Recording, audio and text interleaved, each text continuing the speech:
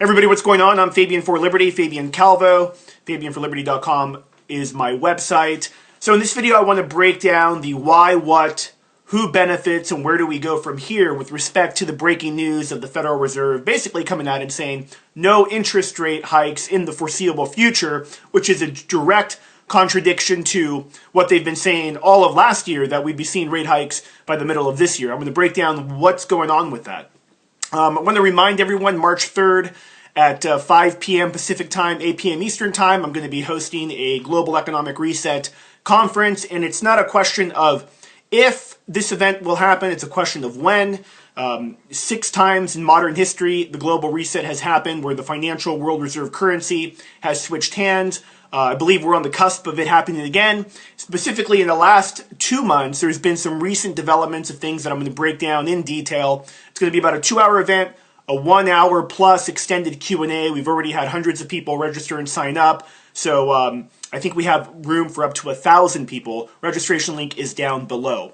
Okay, so here we go. So Janet Yellen, basically the Fed minutes come out, and she says there's not going to be a rate hike, right? And she says, you know, the economy's improving, but I mean, all this like double speak bull crap. She's like, the economy's improving, but not enough. So, or, you know, not enough to warrant a rate hike. Keep in mind, we're talking from 0% to 0.25%. So, I mean, it's not even really, think about that as if the economy can't handle a quarter of a basis point in an increase, rate increase, what happens to this economy when the Fed, or just the silent hand, or the silent hand of the market, forces rates to increase by, let's say, 5 or 6 or 7% over the span of a few months? If you are a student of history or economic history, you know that from the late 70s to early 80s, rates went from like 7 or 8 to almost 20 in a real short period of time. So this isn't something that's like, oh, well, it'll never happen. It happened, and it happened not even too long ago.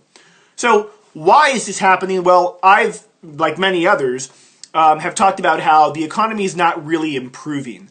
People aren't saving more money. Manufacturing isn't improving. Wages aren't going up. What has improved is the ability of the Fed via propaganda, via the collusion of, you know, the mainstream media, the politicians, the criminal Wall Street bankers. They've come together, and they're now able to print more and more money, get away with it, and get away with it by rigging financial markets. So the effect, although felt, especially among the middle class, isn't so hardcore yet, okay? They cannot raise interest rates, ladies and gentlemen, because if they do, the economy will collapse. And like I said, a real important point here, we're not talking about the Fed saying, hey, we got to raise rates from 0 to 5%. If you recall, recently the Russian central bank had to raise rates pretty significantly.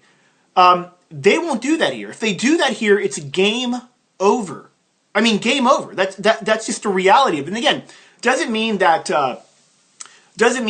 you know, it's the end of financial markets. Doesn't mean that it's going to be like this, you know, where everybody loses their job. But the people who will be hurt the most are those that are in the middle class already. Now, the Fed has kept rates at 0% since 2004, 2005, and as I've detailed here many times in many videos, it has sucked out over $9 trillion in otherwise interest payments to the middle class. Think about it like this. I remember growing up, I had an uncle who left a job, got a big payout, and back then it was like the 80s. And I think it was like 100 grand that he got, which was a lot of money. He saved a lot, and then he got some more money. Anyways, around 100 grand. And he would get, and he was retired, and he had that money in the bank, and he'd get about a 9% return on that, in, you know, in savings, and he used that to basically pay for his lifestyle, right? That's not available today. If you have money in the bank, it's like my kids, you know, I had a family member tell my kids, oh, you got to set up a savings account. And I'm really struggling with that because I think that's an outdated model. I don't know what I tell my kids to do with their money. I mean, you know, they're kids, they're 5 and 7, you know, go buy some gold and silver, yes, and, you know, but keep it under the mattress, I don't know. I know that if it's at the bank, I'm actually losing money because of inflation. That, you know, basically I'm losing maybe 3-4% of my money year after year. And instead, that money that I'm losing is technically going to the big Wall Street bankers that skim off the top. So this isn't just about the Fed saying, the economy's bad, right? Or the economy's not great, we can't raise rates. This is about propping up what is, I believe, one of the biggest scams ever perpetuated on any civilization ever. In this case, the Western world, but really the whole world feels the effects of the Federal Reserve's policies. Now, again, who benefits from this? Well, of course, the banksters that skim off the top. And I think it's important to say, well, where do we go from here? Well, where I think we go from here is we're going to continue to see, especially now, that the Fed says no rate hike. We're going to, my prediction of the Dow hitting 20,000 is coming within, like, it's like the light is at the end of the tunnel with Dow at 20,000. All manipulated. I mean, now it's at 18,200. The NASDAQ about to go to over 5,000, which is where it was during the last big stock market bubble in the early 2000s.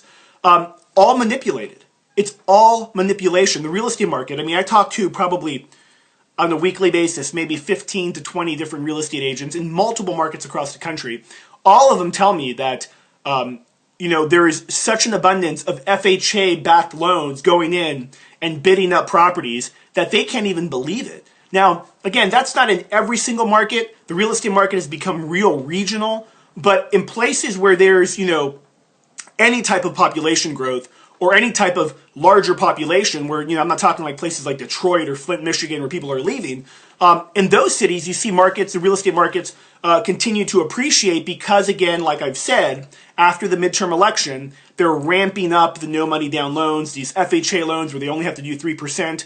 And in many cases, it really becomes zero because they get owner kickbacks and everything else.